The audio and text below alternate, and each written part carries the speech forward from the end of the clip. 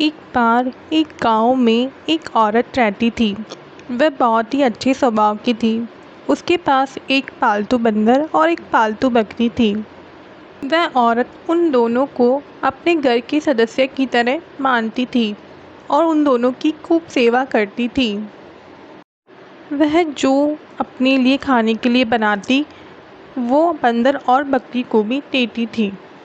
एक दिन की बात है, औरत अपने घर की रसोई में अपने और उन दोनों के लिए खाना बना रही थी और वह सबसे पहले रोटियां सेकने लगी।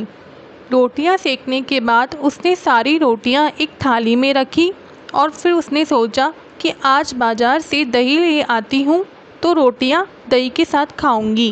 तो वह औरत जल्दी जल्दी में रसोई का दरवाज़ा खुला छोड़कर बाजार चली गई।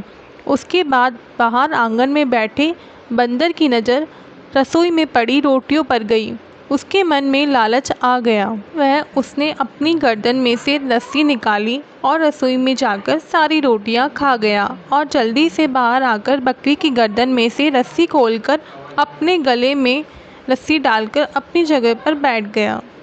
थोड़ी देर में वह औरत घर वापस आई और उसने रसोई में जाकर देखा तो वहाँ रखी सारी रोटियां गायब थी।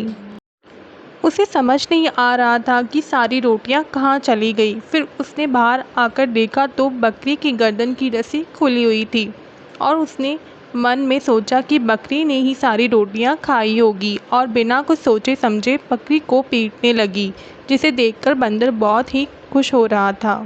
इतने में बाहर से एक आदमी आता है और उस औरत को कहता है कि आप बकरी को मत मारिए, इस बकरी का कोई कसूर नहीं है, सारी रोटियां इस बंदर ने खाई है।